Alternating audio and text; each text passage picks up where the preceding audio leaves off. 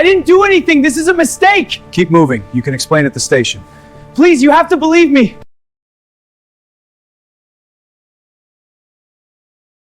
There is a particular kind of silence that follows a verdict. Not the silence of peace. Not the silence of relief.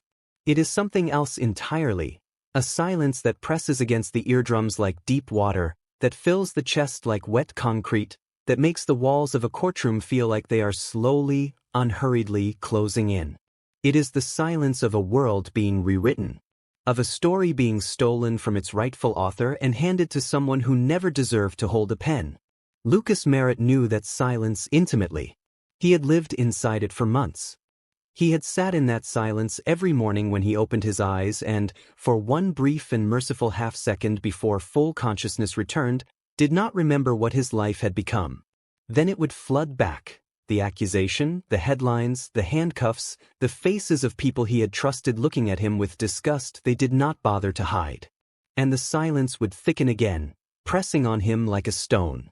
He was 32 years old when Tanya Reeves decided that his life was a resource she could strip mine. He was 33 when she decided that stripping him of his money and his dignity was not enough, that she needed to strip him of his freedom too, and perhaps his very identity, the quiet, careful, decent thing he had spent decades building. What she did not understand, what she could not have understood, because she had never truly looked at him, not once in 3 years, was what Lucas Merritt was made of. You can destroy a man's savings. You can destroy his reputation. You can destroy his sleep, his appetite, his ability to trust. But you cannot destroy a man who has already learned to rebuild himself from nothing. Because he knows the blueprint. He knows every nail and beam and junction. He has done it before, and he knows, with the quiet certainty of someone who has survived their own ruin, that he can do it again. This is the story of what Tanya Reeves did to Lucas Merritt. And what the truth did to Tanya Reeves. Lucas Merritt had built his life the way he built software. Methodically, cleanly, without unnecessary ornamentation. He had grown up in a mid-sized city in the American Midwest, the second of 2 boys born to a schoolteacher mother and a postal worker father. The family had not been wealthy by any conventional measure, but they had been rich in the things that money could not purchase: consistency, patience, and a deep, unperformative kind of love. His mother read to them every night until Lucas was old enough to read to himself, at which point he did so compulsively, consuming everything he could find: novels, encyclopedias, technical manuals, whatever the local library would surrender. His father taught him to fix things: toasters, bicycles, the leaky pipe beneath the kitchen sink. Not because they could not afford to call someone, but because his father believed, genuinely with the religious conviction of a working man, that a person who could not solve their own problems was a person at the mercy of the world. Lucas took both lessons to heart. By the time he was 15, he had taught himself to code. Not from a class, from library books and a second-hand computer his father had refurbished and presented to him one birthday with the pride of a man handing over a kingdom. Lucas approached programming the way he approached everything else. Systematically, hungrily, without ego. He did not care about being the smartest person in the room. He cared about solving the problem correctly. He was not popular in high school. He was not unpopular either. He simply existed in a middle zone that teenagers have no vocabulary for, noticed enough to not be bullied, invisible enough to be left largely alone. He had a few close friends, preferred them to crowds, and found parties exhausting in a way he could not fully explain but accepted without particular grief. He attended a state university on a partial scholarship, supplemented by money he had saved from part-time jobs since he was 14. He studied computer science and graduated quietly, without ceremony or fanfare, with a 3.9 GPA and a genuine, still-burning passion for the work. He did not celebrate. He got a job. By 26, he was working for a mid-sized tech firm, managing back-end systems, the invisible architecture that holds digital infrastructure together. He was good at it. Dependably, unremarkably, excellently good at it. He received modest raises. He invested modestly. He lived in a 2-bedroom apartment that was slightly larger than he needed, kept it clean, cooked most of his own meals, and spent his evenings with code, coffee, and a rotating playlist of music that his coworker Darnell had once described as the saddest banger collection in human history. Lucas had laughed at that. Genuine, surprised laughter, the kind that catches you off guard. He was not a lonely man, exactly. But he was alone in ways that had begun, slowly and persistently, to matter. He wanted a family. He had not always articulated this want. For years it had existed as a vague pressure somewhere below the sternum, a sense that something was missing from the blueprint, some room he had not yet built. But as he moved through his late 20s, the pressure sharpened into something more specific, a want for constancy. For someone to come home to. For the particular, unremarkable intimacy of two people who have chosen each other across years and difficulty. He did not romanticize this. He was not given to grandiose romantic fantasies. He simply wanted, with the patient, practical longing of a man who had been trained to want things he could actually build, a life shared with someone. He was 29 when he met Tanya Reeves. He was not looking for her. He never was. The grocery store was called Hanover's Market, and it occupied the kind of perpetually humming, fluorescent-lit middle ground between upscale and affordable that appeals to young professionals and harried parents in equal measure. Lucas went there every Sunday evening, which was the most consistently uncrowded window he had identified through careful observation over 14 months of Sunday visits. He had a list. He always had a list. He was standing in the cereal aisle, reaching for the oatmeal, the proper kind, rolled oats, not the packets with the artificial brown sugar, when he heard them. The argument was theatrical in the way only pre-teenage arguments can be, all breathless outrage and absolute conviction, total commitment to the injustice of the immediate moment.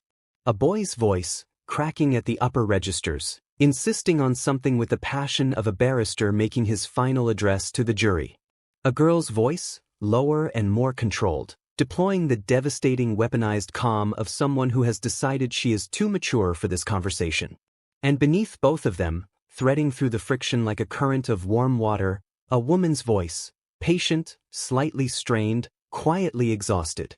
Dylan, I need you to put the box down. But it's the one with the... I know which one it is. Put it down. Brianna always gets to... Brianna, stop making that face. Lucas turned the corner into the checkout area and saw them.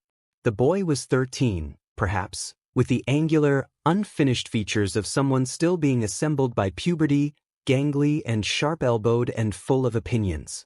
The girl was slightly older, 14 at most, and had already mastered the expression of someone who considers their entire family a personal inconvenience. Between them, managing both with the calm efficiency of someone who has long since stopped expecting assistance from the universe, was their mother. She was beautiful. Lucas registered this the way you register something true, not with fanfare, but with the quiet inevitability of an accurate fact. She was tall, with warm brown skin and natural hair pulled into a haphazard bun that had clearly started the day more intentionally and gradually surrendered to events. She wore a work blazer over a casual blouse, which suggested she had come directly from something professional without time to change. Her eyes were large and quick, the kind of eyes that see a room immediately and file everything. While Lucas stood there, holding his oatmeal and feeling slightly like an intruder on a private moment, the boy, Dylan, elbowed the girl's elbow in what was probably meant to be a subtle tactical maneuver and succeeded only in sending a box of crackers arcing off the edge of the checkout conveyor belt. It hit the floor and split open with a sound like a small implosion, crackers radiating across the linoleum in an elaborate pattern. "Oh, for Dylan," the woman began. "It was an accident." "It was absolutely not an accident," the girl said primly. Lucas moved before he thought about it. He crouched, gathered crackers, retrieved the box, and set it upright. He looked up and found the woman looking down at him with an expression he could not immediately categorize, somewhere between gratitude and mild embarrassment. "Thank you," she said. "You didn't have to." "The floor didn't need them," Lucas said. She laughed, a quick, surprised sound, and something in the quality of it made him feel unexpectedly glad. Her name was Tanya. She offered it without being asked, with the easy confidence of someone accustomed to introducing herself first. The kids disappeared to argue quietly over something near the magazine rack. Lucas and Tanya stood at the checkout and talked for 11 minutes. He counted later, not from any calculation, but because the time had registered as remarkable, as something worth noting in the ledger of an otherwise unvaried Sunday. She was charming in a way that felt effortless and was likely not. She laughed readily and listened attentively and asked questions in the particular way of someone who is genuinely curious rather than performing curiosity. She told him she was a single mother, that the kid's father had been gone for years. She managed a regional office for a logistics company and did most of her best thinking at approximately 11 at night, which explained, she said with a rueful smile, why she always looked like someone who needed one more hour of sleep. Lucas liked her immediately and specifically. Not in a struck-by-lightning way. In a way that felt solid and considered, the way you like a well-argued point, or a piece of code that solves the problem elegantly. They exchanged numbers in the parking lot while the kids loaded groceries with the exaggerated martyrdom of youth. He texted her that evening. She responded within 20 minutes. Lucas Merritt, who had spent the better part of a decade building a quiet and orderly life, felt something shift in the foundation, not an earthquake, but a tremor. The kind that makes you set down your coffee and look up from your screen and think, something is changing. He did not know yet what kind of change it would be. They dated for 3 months before it became something more deliberate. Lucas had proposed nothing formally, he was not a man given to formal proposals, but there came a point when they were both simply operating as though the relationship had weight and trajectory, making plans that extended past the current week, adjusting their routines to accommodate each other, and one evening Lucas found himself at Tanya's kitchen table helping Dylan with a math problem that had been causing the boy visible distress, and he looked up to find Tanya standing in the kitchen doorway with a cup of tea and an expression he could not read, and she said quietly, "He doesn't usually let people help him," and Lucas thought, "I want this. This specific, imperfect, argumentative thing. I want to be part of it." He told her he loved her 6 months in. She said it back 3 weeks later, in the parking lot of a restaurant, slightly out of breath from laughing at something he had said that she hadn't expected to find as funny as she did. The timing was imperfect and entirely characteristic of her, and Lucas found it perfect for exactly that reason. What followed was a season of genuine happiness, one of those dense, specific stretches of time that the mind later compresses into a golden residue, a feeling rather than a sequence of events. They cooked together on weekends.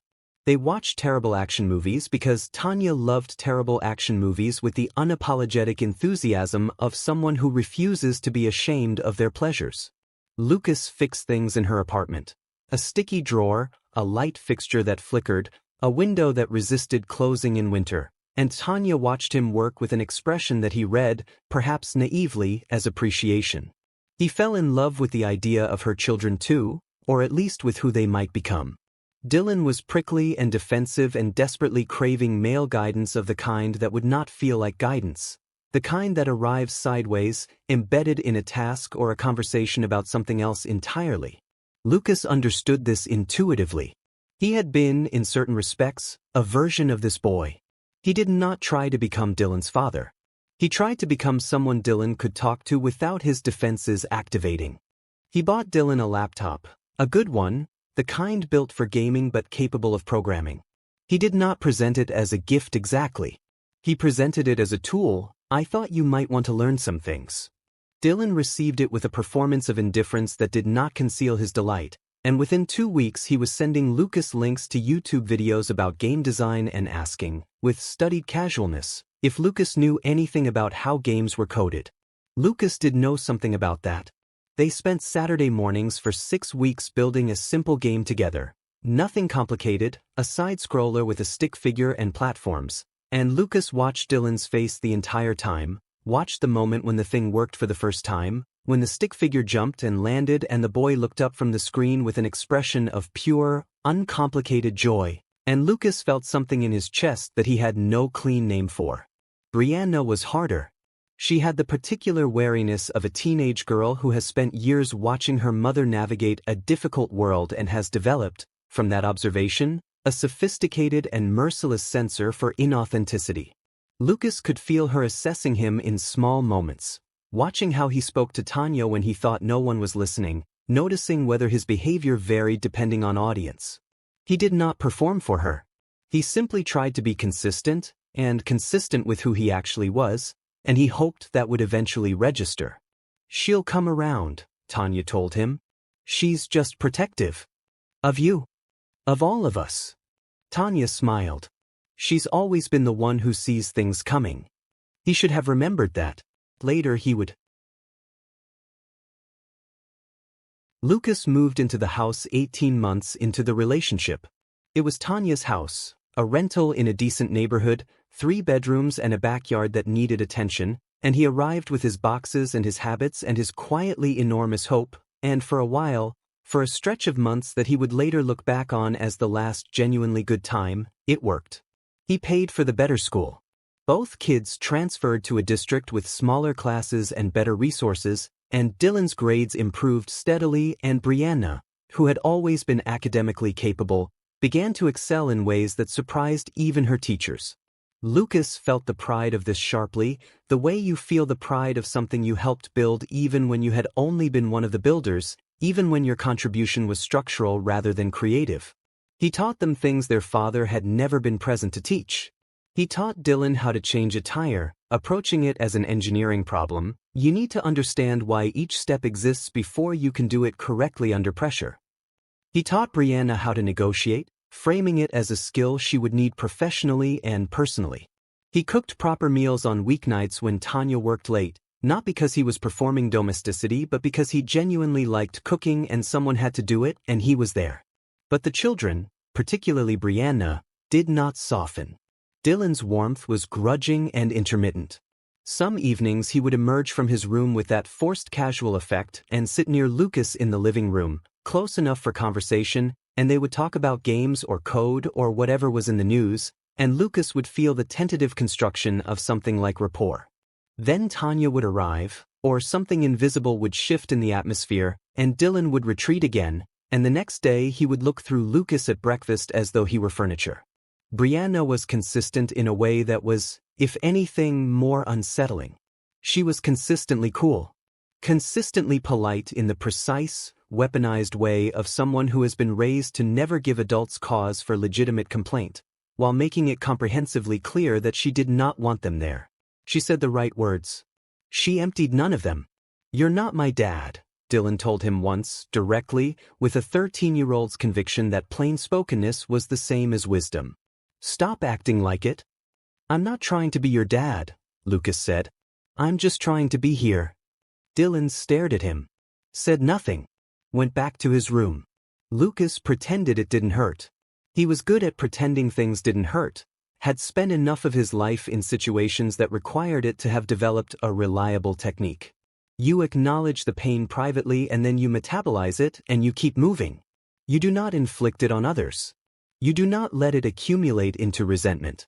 Or at least, that was the plan. What Lucas did not understand yet, what he would not understand until it was far too late, was that the coldness of the children was not independent.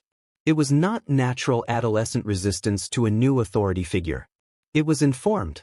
It was curated. He did not know yet what was being said in the rooms he didn't enter. He did not know yet what portrait of himself was being painted in conversations from which he was absent. He was still building something he believed could last. The first signs were financial. Tanya had always enjoyed spending. Lucas had registered this early and filed it under personality rather than pathology. She worked hard, she deserved to enjoy the results, and he was not interested in policing the pleasures of a woman who had managed her family alone for years before he arrived. But in the second year of their living together, the spending changed in character. It became opaque. Designer bags appeared without announcement, the tags removed before Lucas could read the price. New clothes materialized in the closet, expensive clothes, not in the way that something is expensive because it is well made, but in the way that something is expensive because the label is expensive. Weekends were taken for solo trips, to see friends, to attend events, to decompress, reasons that shifted slightly each time he asked. He did not scrutinize these too closely. He did not want to be the kind of man who scrutinized. But the money was running out.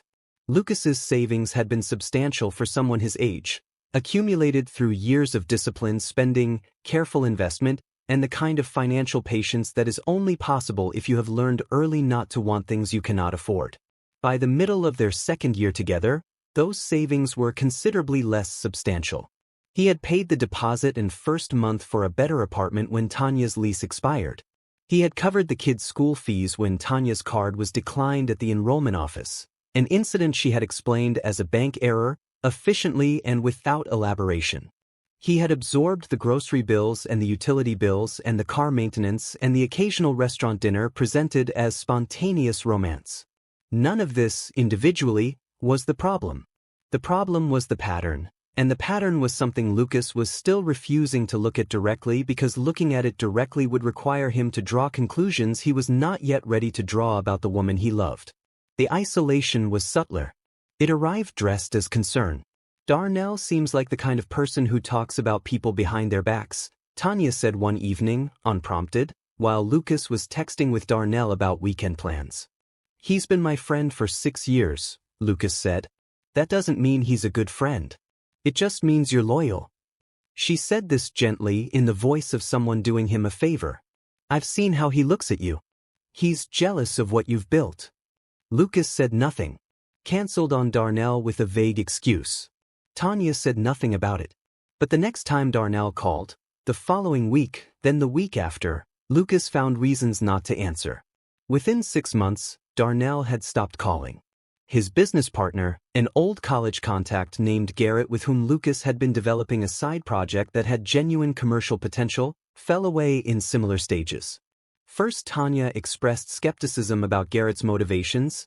"He's using your ideas, Lucas, I can see it." Then there were arguments, manufactured or real, that made maintaining the partnership seem like a source of domestic friction, and finally Lucas, exhausted and cash-strapped and unwilling to add another front of conflict to a life that was developing too many of them, let the partnership lapse. He told himself it was temporary. It was not temporary. By the end of the second year, Lucas's world had contracted to Tanya and her children and his work, and even his work felt different now. Less like a vocation and more like the thing he did to generate the money that Tanya spent on things she would not fully account for. He lay awake some nights with the feeling that something had gone wrong, that the architecture of his life had shifted in ways he had not designed and could not quite locate.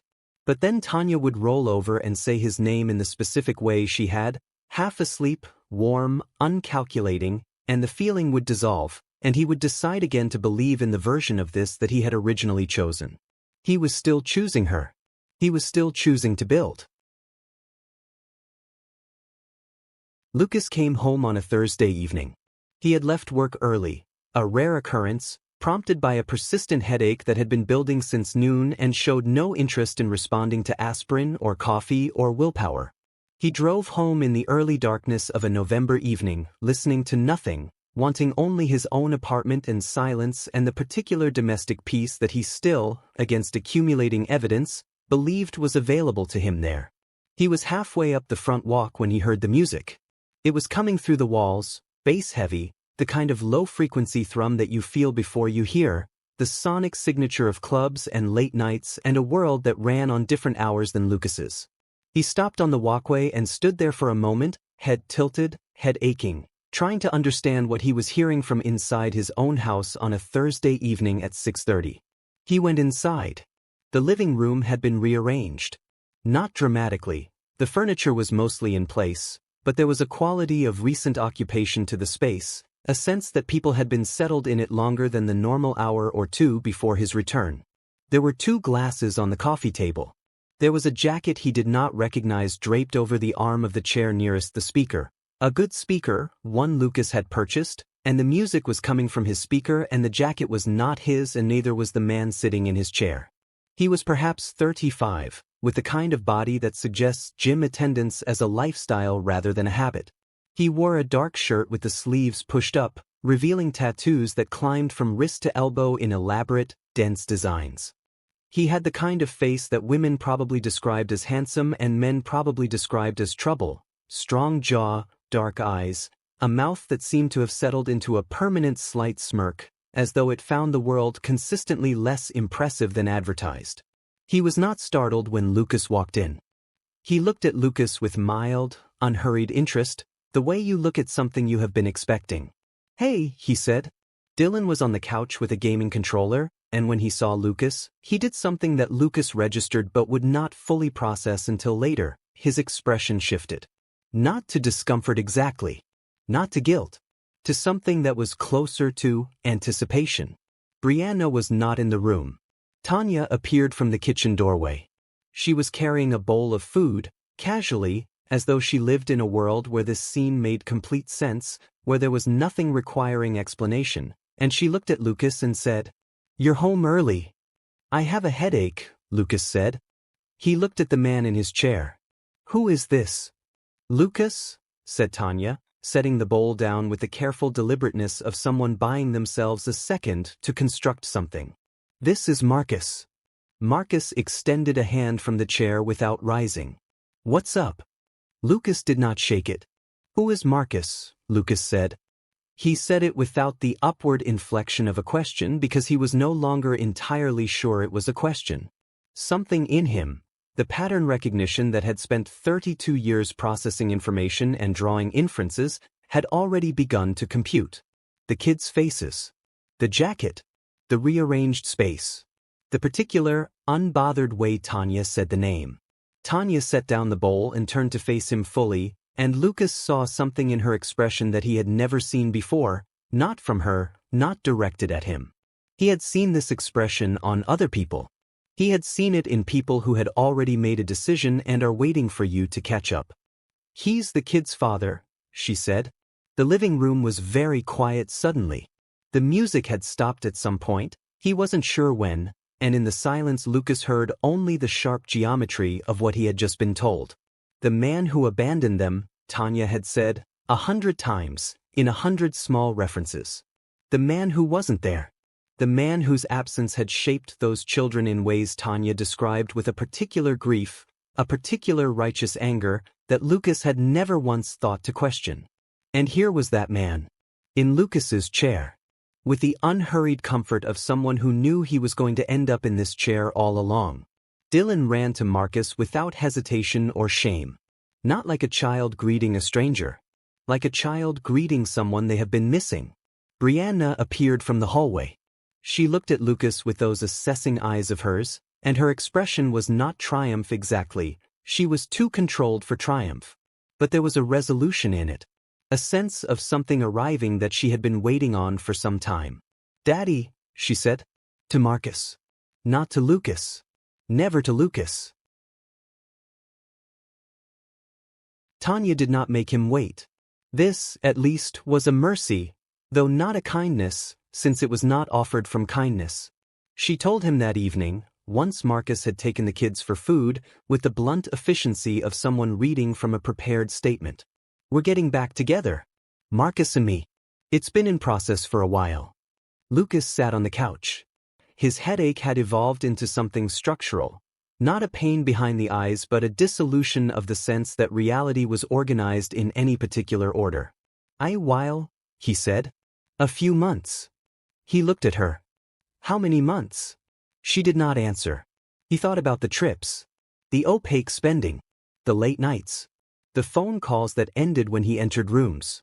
All the small architectural details of a deception that he had been walking through for months without understanding he was inside it. "The money," he said. "Lucas. The school fees. The apartment deposit. I'm not having that conversation right now." "You took $20,000 from me," he said. He had done the arithmetic during the silence that followed Marcus's entry into his life, sitting in his own living room as a guest in a tableau arranged without him. His mind, with the horrible practicality of someone who has always found computation more reliable than emotion, had laid it all out. The deposits, the bills, the gaps, the expenses that had been his because there was no one else to make them. "You took $20,000 from me over 2 years. You built your life on my money while you arranged to go back to him." Tanya was quiet for a moment. Then she said, "You wanted to be needed, Lucas. I needed things. That's not a crime. There are sentences that function like detonations, that go off inside you and leave a ringing silence in the places they were. That was one of them. He did not respond. He understood, in the way you understand something that your entire body registers before your mind has processed it, that there was no response available that would serve any purpose. The conversation had already been had, somewhere he had not been present, and what remained was only the formality of informing him of its conclusions. "I was useful," he said. She looked at him steadily. "You were useful," she agreed. "But you were never the man I wanted. I need you to understand that. Not to be cruel, just so you don't waste time being confused about what this was." Lucas stood up. He went to the bedroom. He packed one bag, enough for a week, which was all he could manage in the condition he was in, and left. He did not say goodbye to the children. He told himself it was because they were not there. He knew, in the part of himself that tells the truth even when every other part is resisting, that it was because he could not trust himself to look at them. He had loved them. Truly, impractically, irreversibly loved them. The prickly boy with his cracking voice and his secret passion for game design, the watchful girl with her assessing eyes and her hidden capacity for excellence. He had loved them with none of the strategic calculation that Tanya had brought to everything she did. He had simply loved them because they were there and they were hers, and because loving her had meant choosing them too. And they had belonged to someone else all along. He drove to a motel. He sat in the parking lot for 20 minutes before going inside. He stared at his phone with the names of people he could call: Darnell, Garrett, his brother Ray in Baltimore, and understood that these were names he had abandoned, one by one, at Tanya's quiet suggestion, and that the phones they were attached to had not heard from him in so long that calling them now would require an explanation he did not have the language for yet. He went inside alone. He slept badly. He was not surprised.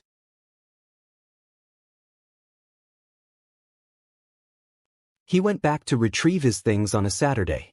He had arranged it with Tanya by text, 6 messages in total, clinical and efficient, the communication style of people who no longer share a language. What he found when he returned was not what he had left. The apartment had been methodically, comprehensively destroyed. Not in the frantic way of a passionate outburst. This was not the aftermath of rage. It was too systematic. The television was shattered in a way that required effort.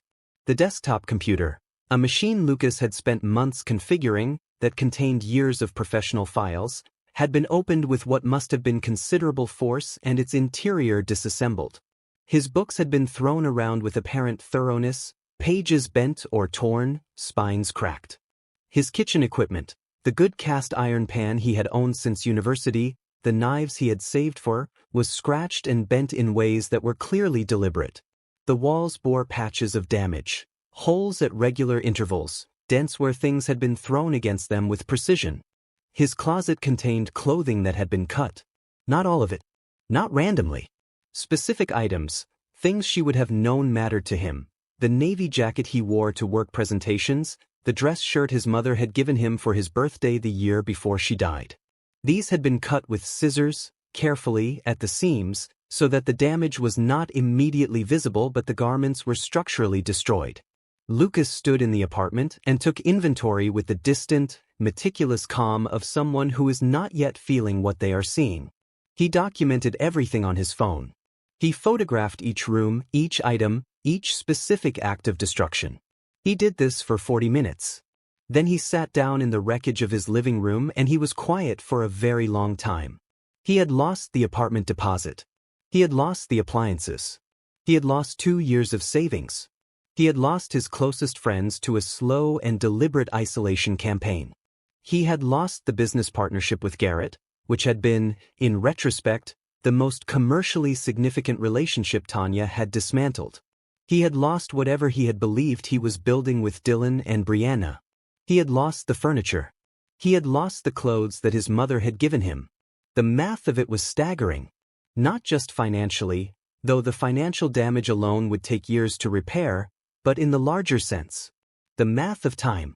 The math of redirected investment. The math of all the choices he had made based on a set of assumptions that had never been true. He left. He drove to a cheaper motel. He did not call anyone. He had learned, not as a lesson but as an adaptation, the way animals learn things, how to endure things alone. He was good at it. He was afraid he was going to get better at it. Rock bottom is not the dramatic cliff edge that popular culture suggests. It is not a plummet and an impact. It is a gradual descent through successive floors, each of which seems, at the time, like the lowest possible level until you find the trapdoor and discover there is another one beneath it. For Lucas, the descent took about 5 months. He found a room in a shared house, the first accommodation he had been able to afford after paying outstanding bills and settling what he could of the debt Tanya had helped him acquire. The room was small and faced a wall. His roommates were 3 people he barely spoke to and a communal kitchen that smelled of other people's meals. He worked during the day, and in the evenings he sat in his room and tried to reconstitute himself. He filed a report with police about the property damage. Nothing came of it. His name was not on the lease, he had contributed to payments but had never been formally listed, and property damage claims require proof of ownership or tenancy that he could not produce for many of the destroyed items. He hired a lawyer. The lawyer was honest with him. The financial losses were real, but the documentation was thin, the timeline complicated, and a civil suit would cost more than it was likely to recover. Lucas paid the consultation fee, thanked the lawyer, and did not pursue it further. He did not pursue Tanya at all. He blocked her number. He blocked the addresses she used. He did this not from malice but from the simple self-preservation instinct of someone who has touched something that burns and has decided not to touch it again. He was aware in those months of a low and persistent anger.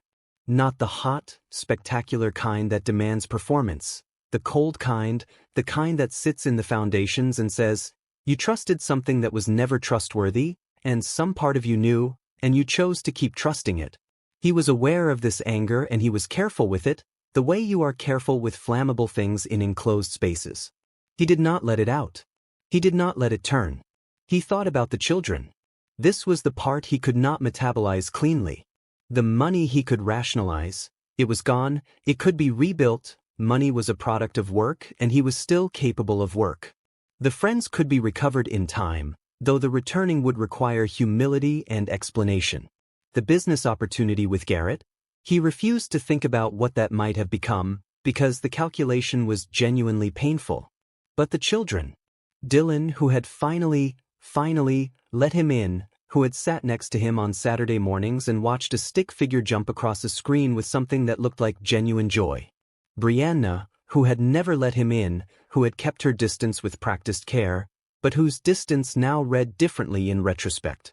Her wariness had not been generic teenage caution. It had been informed. She had been protecting something that Lucas had never been allowed to see.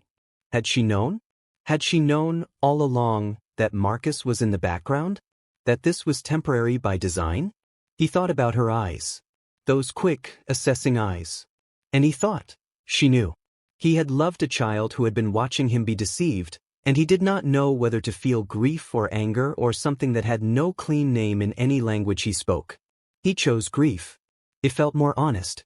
One evening, scrolling through the formless expanse of the internet in the way of someone who has run out of things to do with their mind, he found a children's coding tutorial. Amateur, slightly unfocused, produced by a college student who clearly knew the material but had not yet learned how to teach. Lucas watched it for 12 minutes and found himself composing, in his head, the better version, the clearer explanation, the more logical sequence, the patient unwinding of concepts that beginners needed before they could understand what came after. He pulled out his laptop. He began to write. He started with what he knew. He knew programming. He knew how to explain complex systems in ways that made them comprehensible. He knew, from his Saturday mornings with Dylan, how children's minds approached problems, not linearly, not in the orderly sequence that adult experts assume, but laterally, through interest and analogy and the particular gateway of something that looks like play. He set up a camera, borrowed studio lighting from a neighbor who did photography as a hobby, wrote a curriculum that started 3 levels below where most introductory courses began, because he had learned, from Dylan, from the kids in his neighborhoods, from his own experience of learning things from scratch, that the reason most people believe they cannot understand technology is not incapacity but inadequate foundation. They are handed the third floor without ever being shown the ground. His first video took 3 days to produce. It was 22 minutes long and covered the absolute basics of what code actually was, not how to write it, but what it meant, what problem it solved, why human beings invented it, and what it allowed them to do. He uploaded it on a Tuesday evening, posted a link in 2 forums, went to sleep. He woke to 400 views. He made another video. He was methodical about it. He planned each video as he planned code, with a clear problem statement, a logical architecture, and an honest acknowledgement of what he did not yet know. He answered every comment. Every single one, not with automated gratitude but with specific responses to specific questions, sometimes with follow-up videos when a question revealed a gap in his curriculum. He spent evenings in his small room with the borrowed lights and the laptop and the feeling, cautious at first, then increasingly less so, that he was building something real again. Within 6 months, he had 4,000 subscribers and had been contacted by 3 schools asking if his curriculum could be incorporated into their after-school programs. Within a year, the channel had 60,000 subscribers. He moved into a 1-bedroom apartment. He bought new books. He replaced the cast iron pan. He called Darnell. The conversation was uncomfortable and honest and long, and at the end of it Darnell said, with the directness of a man who had decided not to waste time being diplomatic, "I knew something was wrong. I should have pushed harder." Lucas said, "I wouldn't have listened." They both understood this was true. He reached out to his brother Ray in Baltimore, a relationship he had let atrophy for years, partly through neglect, partly through Tanya's subtle suggestions that Ray had never respected Lucas's choices. Ray answered on the second ring. "Lucas," he said. Just that. As though Lucas had called yesterday. "Ray," Lucas said. "I need to talk to you about something." "I've got time," said Ray. Lucas had not cried in years, had not allowed himself, had metabolized grief into productivity with such efficiency that the emotional infrastructure had grown somewhat dusty. He did not cry now. But his voice did something unusual, some small wavering in the mid-range that he could not quite control, and Ray heard it and said nothing about it except by staying on the phone for 2.5 hours, letting Lucas talk through all of it. He rebuilt his connections methodically, as he rebuilt everything else. Not frantically, not with the desperate velocity of someone trying to undo damage all at once, but patiently, brick by brick, in the way of a man who knows that good structures require time and care. He was not healed. He did not believe in the kind of healing that erases things. He believed in the kind that integrates them, that takes the damage and builds something harder around it, not as armor exactly, but as understanding, as weight-bearing capacity.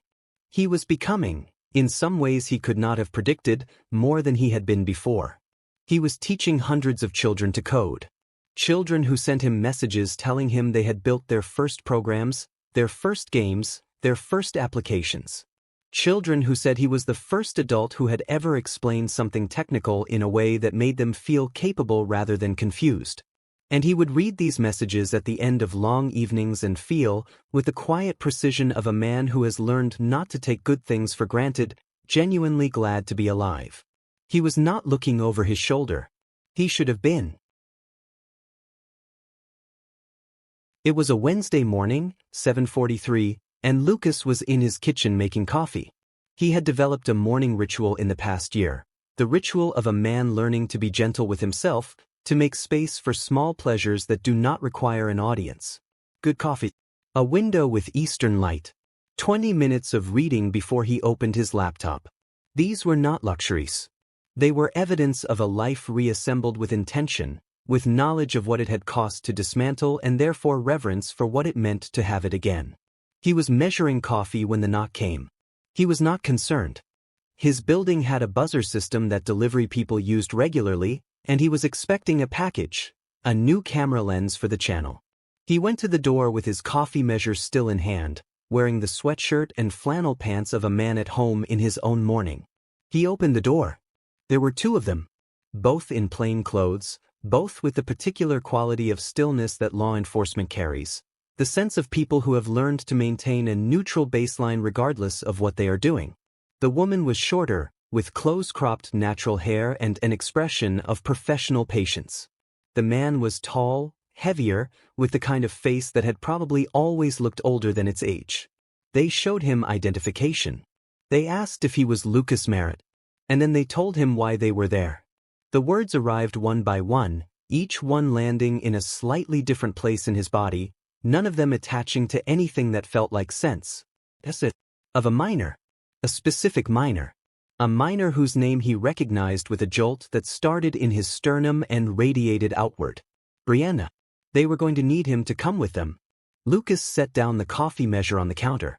He set it down with the careful deliberateness of a man who has understood, in a single terrible moment, that the morning he was having, the coffee, the Eastern light, the ritual, belongs to a life he may be about to lose. He went with them. What followed operated on a timescale that was both agonizingly slow and terrifyingly fast. The arrest was processed with the mechanical efficiency of a system that did not pause to interrogate its own inputs. Lucas was processed, interviewed, and released on bond. A bond that consumed nearly all of the financial reserve he had spent the past year rebuilding. He sat in the interview room and answered every question in full because he had nothing to hide, and hiding things was not in his architecture, and the detective with the older face wrote everything down without expression. Outside the system, the speed was different. Someone, he never found out who, though he had suspects, had posted on social media within hours of the arrest. Not facts. Implication, which is worse. A screenshot of his YouTube channel with text that said, "Do you know who teaches your kids to code?" A name. A face. An allegation stripped of context and nuance, weaponized by anonymity, amplified by the algorithmic machinery of outrage. Lucas found out when a parent messaged him. Then another. Then a student's parent called the channel's contact email and used language that Lucas would not repeat. His YouTube comments, usually full of the enthusiastic, misspelled gratitude of children who had just built their first programs, turned into something else entirely. He stopped reading them. He closed his laptop. His sponsorships, 3 companies that had been paying modest but meaningful fees to advertise on the channel, paused their contracts within 48 hours. The language of each suspension was careful and legal, pending resolution of ongoing legal matters, but the meaning was simple: you are toxic right now and we cannot afford to stand near you. Lucas hired a lawyer. A real one this time, not a consultation but a retainer, money he did not have, borrowed against money he expected to earn, a debt taken on faith that he would still exist on the other side of this to repay it. His lawyer, a methodical woman named Vivian Park, sat across from him in her office on the 3rd day and said, "Tell me everything. Not the version that makes you look good. Everything." He told her everything. She listened without expression, made notes, asked questions that were precise and occasionally uncomfortable. When he was finished, she looked at him with the appraising steadiness of someone who has spent a career determining whether people are telling the truth and has developed reliable techniques for it. "The accusation is specific," she said. "And timing-wise, it comes 18 months after the relationship ended, which is unusual for genuine allegations. It coincides with the growth of your platform, which represents a meaningful financial target." She paused. Is there anyone in the family who had a financial motive? Lucas thought about Tanya. About the debt she had mentioned once, obliquely, early in their relationship, a reference to past financial trouble that she had not elaborated on. About the opaque spending. About Marcus, a nightclub DJ whose professional income would be difficult to characterize as stable. "Yes," he said. Vivian wrote something down. "Then we work the motive angle alongside the timeline. And we look for any prior communications, any text messages, anything that suggests the allegation was discussed before it was made." Lucas thought about Brianna's eyes. Those careful, watchful eyes that had seen him coming long before he arrived. "She didn't do this because she wanted to," he said. It was not a question. Vivian looked at him steadily. "That's possible. That's also exactly what we need to prove." While Lucas Merritt was spending the worst months of his life dismantling an accusation that should never have existed, Tanya Reeves was having a different kind of bad time. The money she had expected from her plan with Marcus had not materialized. The money she owed, and she did owe money, in quantities that had been growing for several years with the compound interest efficiency of debt that goes unaddressed, was being demanded with increasing urgency by a creditor who was not a bank or a credit card company. His name was Dominic Serrano. He went by Nico. He ran 3 legitimate businesses in the city: a car detailing shop, a restaurant, a promotions company, and an indeterminate number of less legitimate ones, which was how he came to have the kind of money that people with bad credit ratings and urgent needs could access without paperwork. He was also the kind of man whose patience, once exhausted, became a liability for the people who had exhausted it. Tanya had borrowed $40,000 from Nico over the preceding 3 years, at terms she had not read carefully and would not have fully understood even if she had. The money had gone various places, some of them visible in the designer bags and the restaurant receipts, others less traceable. Marcus, when he had returned, had been charming and present and financially useless, and the gap between what the household needed and what it had been widening for months. She had believed that the lawsuit against Lucas would fix this. She had explained this to Nico. Not fully, she was not entirely without survival instinct, but enough. She had been begging for an extension on the timeline for repayment, and Nico had been listening with the flat patience of a man who had heard many explanations, and she had said, with the confidence of someone who has convinced herself of something to the point where she forgets to choose her audience carefully. I'm about to hit a jackpot. I have a case that's going to settle for at least $200,000. Maybe more. I've got a lawyer, I've got the testimony, I just need 60 more days. Nico had asked her to explain the case. She had explained it. The former partner. The accusation. The plan. Nico had listened without expression. Said he would consider the extension. Thanked her for her time. Tanya had driven home feeling, for the first time in months, that she might be managing this. She did not know that Nico knew who Lucas Merritt was. Not directly, Nico did not watch coding YouTube channels. But Nico knew Ray Merritt, who was Lucas's older brother in Baltimore, who had years ago done a significant professional favor for a man who subsequently owed Nico a significant debt, and in the process of settling that debt had introduced the two of them, and Ray Merritt and Nico Serrano had been on terms of mutual regard for the better part of a decade. When Nico heard the name, he paused. When Nico heard the accusation, he became very still. When Tanya left his office, he picked up his phone and called Ray Merritt in Baltimore. "I think," Nico said, "that I have information about your brother." Nico Serrano's office contained very good recording equipment. This was not, as he had sometimes found it necessary to explain to people who asked about it, primarily for surveillance purposes. It was, primarily, for the simple practical reason that a man in his position had many meetings with many people who later claimed to remember conversations differently than they had happened, and contemporaneous audio recordings had a useful clarifying effect on such discrepancies.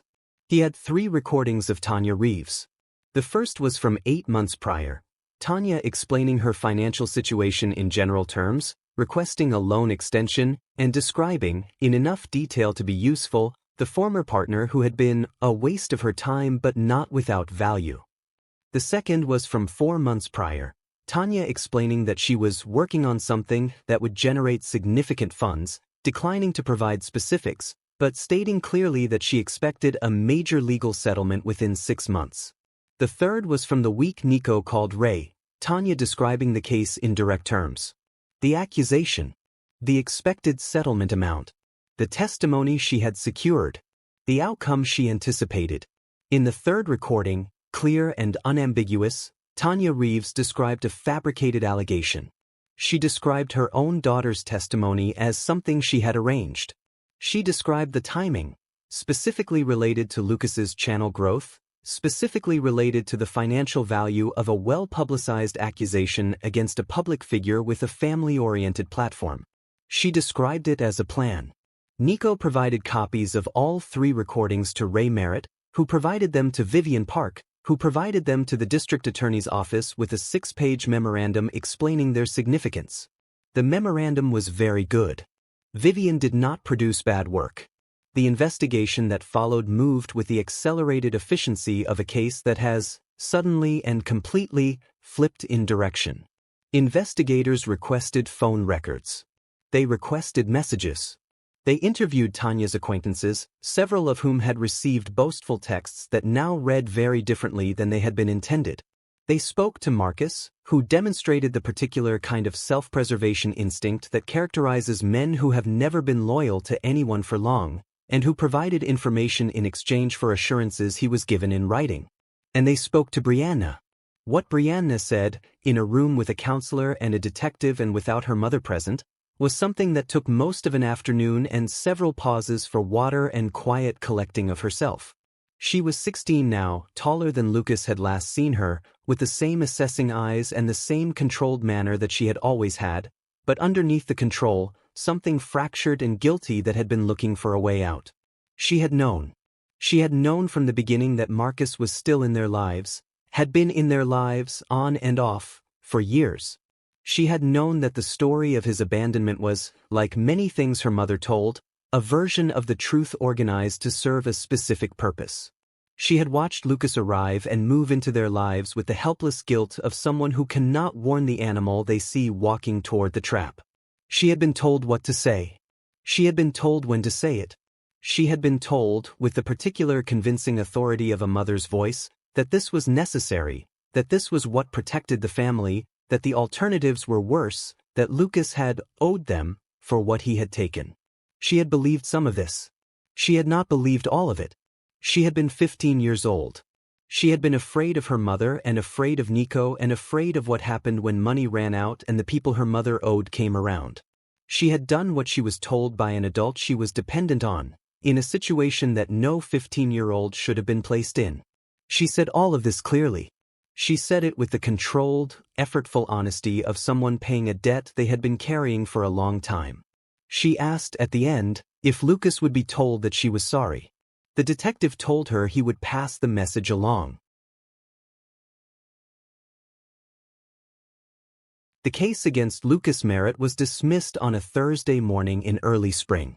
The dismissal was not dramatic. These things rarely are. The drama is front-loaded in the accusation and the arrest and the cascade of consequences, and the resolution tends to arrive with the quiet efficiency of a correction, of reality asserting itself against the distortion that had been applied to it. The judge read the dismissal order in a voice of neutral judicial authority. The charges had been fabricated. The evidence supporting them had been manufactured. The case was dismissed with prejudice, meaning it could not be refiled. Lucas sat beside Vivian and heard the words and felt something he had not expected.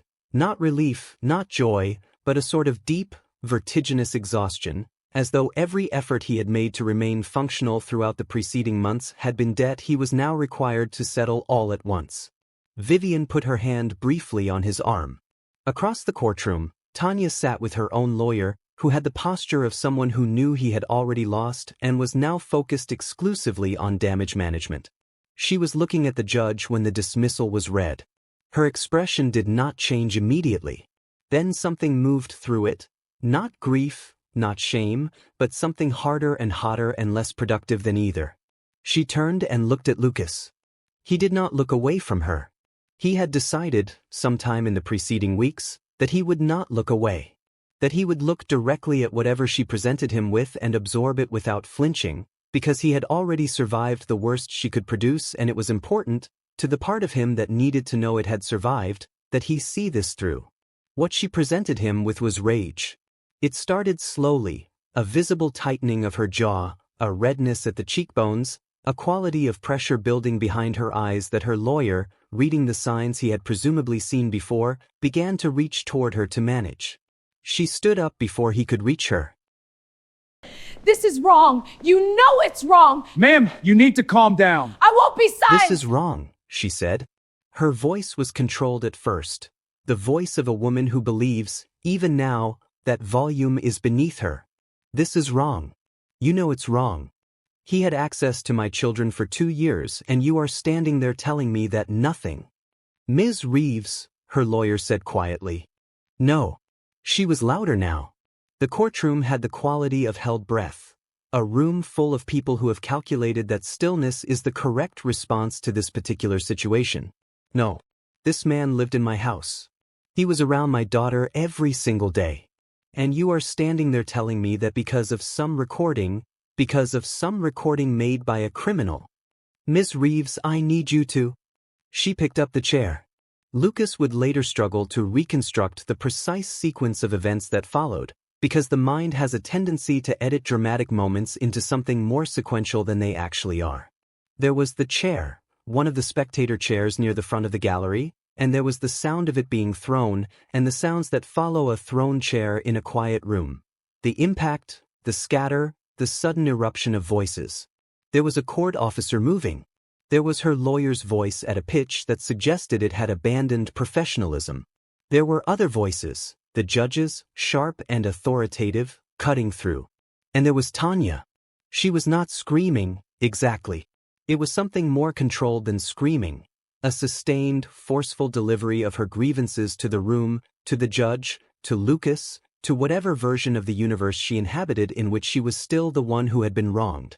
Her lawyer and a court officer were on either side of her now, and she was pulling against them without looking at them, her focus entirely on the front of the room, on Lucas's face.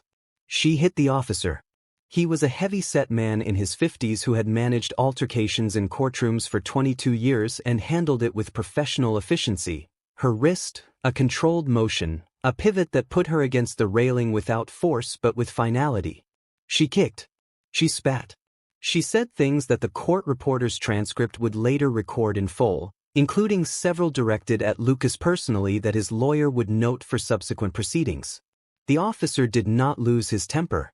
He did not need to. The cuffs were on in seconds.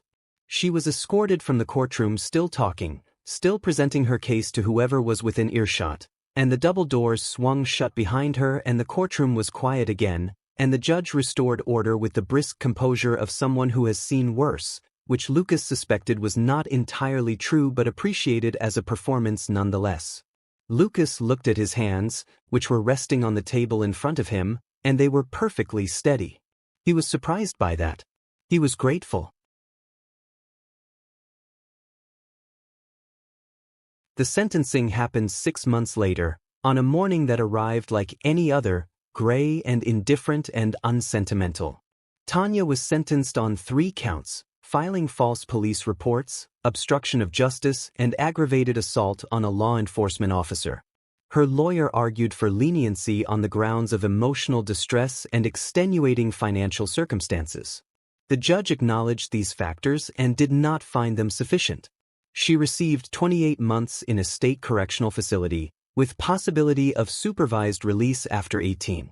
Lucas read about this on his laptop, in his apartment, with coffee going cold beside him. He did not feel what he expected to feel. He had expected something, not triumph. He was not a man given to triumph, but at least a sense of closure, of conclusion, of the clean satisfaction of a corrected error. What he felt instead was something more complex and less satisfying. A sense of weight, a dense awareness of everything that had been spent to arrive at this moment. The money, the time, the sleep, the 2 years with those children who had needed something he had genuinely wanted to give them and who had been, instead, instruments in someone else's plan. Marcus had long since disappeared. Of course he had. Men like Marcus, men whose primary skill was being useful when it was convenient and absent when it was not, have the self-preservation instincts of animals and the commitments of weather systems. He had provided testimony when it served him, vanished when the testimony was done, and resumed whatever version of his life existed in the spaces between the stories Tanya had told about him. The children had been placed under the supervision of a maternal aunt, a woman Lucas had never met, who lived 2 states away, who had apparently been kept at careful distance by Tanya for years. He hoped they would be all right. He hoped Brianna, specifically, would find a way to put down the weight of what she had been made to carry. She was 16 years old. She had done something terrible because a person she trusted had left her no alternative, and she had found the courage, at the end, to tell the truth. That mattered. He hoped, eventually, she would know that it mattered. He did not contact them. It was not his place, and they had not asked. He finished his coffee. He opened his laptop. He had 2 new video scripts to review, a collaboration request from a children's nonprofit, and 7 student messages that had arrived overnight, Questions, updates, small victories.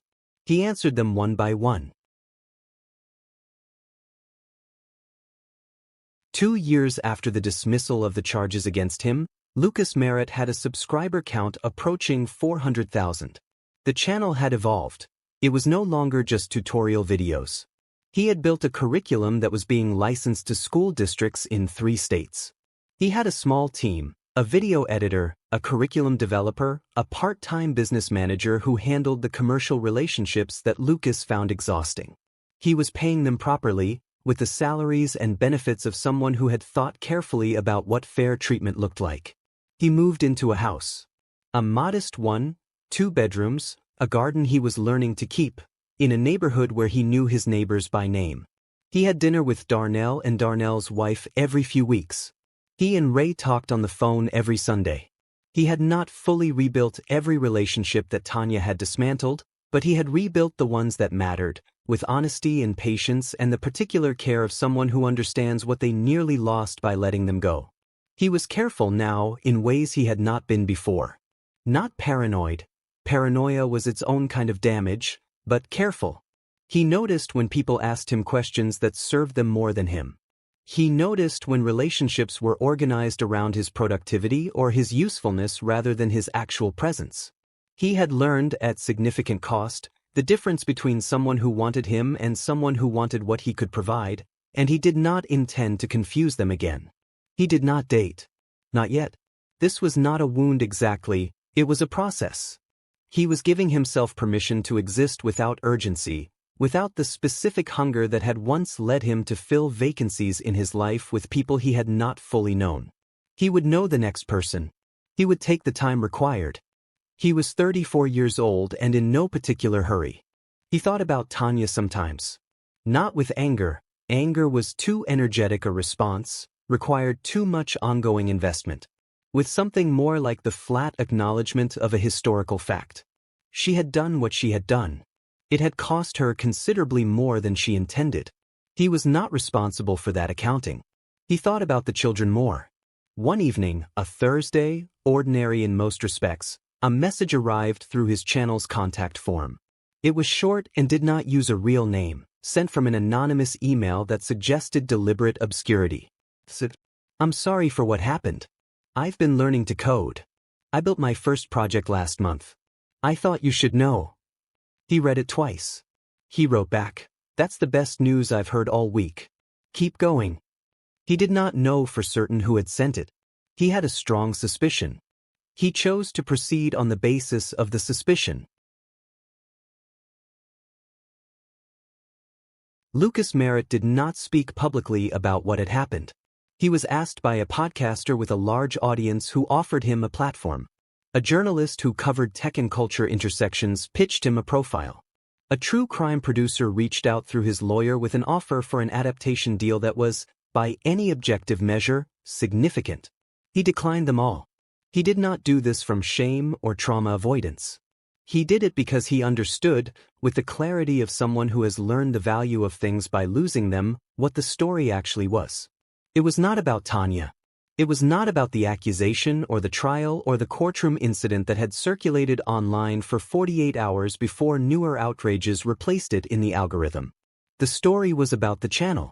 About the 8-year-old in Tulsa who had emailed him to say she had shown her mom the program they built together and her mom had cried.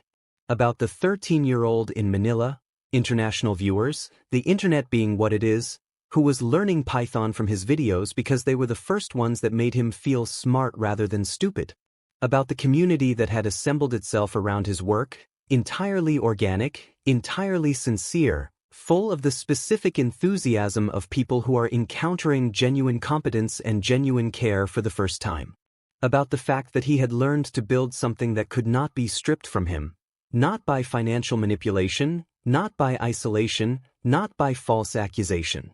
He had built something in the minds and capabilities of other people, and that was not portable in the way that savings accounts are portable.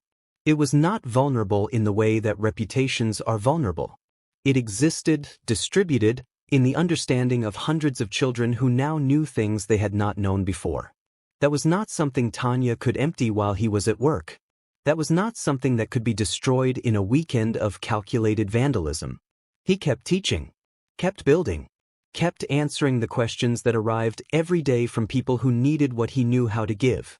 Every now and then, on the difficult days, the days when the pattern recognition that had once served him so badly in identifying Tanya's deception turned on itself and became suspicion rather than discernment, a message would arrive that reset something. A student who had gotten a scholarship. A teenager who had built an app that solved a real problem in their community. A parent who said, "My child talks about you like you're someone who believed in him before he believed in himself." Lucas would read these messages at his desk, in his house, with coffee and Eastern light and the ordinary, irreplaceable piece of a life he had chosen and kept. He had believed in the wrong people once. He had paid for it in every currency available. And he had built something, out of the rubble, out of the debris, out of the methodical application of his one reliable talent to the one thing that had never betrayed him, that was more than what he had lost. Not because betrayal is a gift. Not because suffering improves people. But because Lucas Merritt had always been the kind of man who looked at a broken thing and thought, "I understand the problem. I can find the solution. I can build something that works." He had simply, finally, turned that instinct on himself. And it worked. It had always, in the end, only ever needed to be him. The end.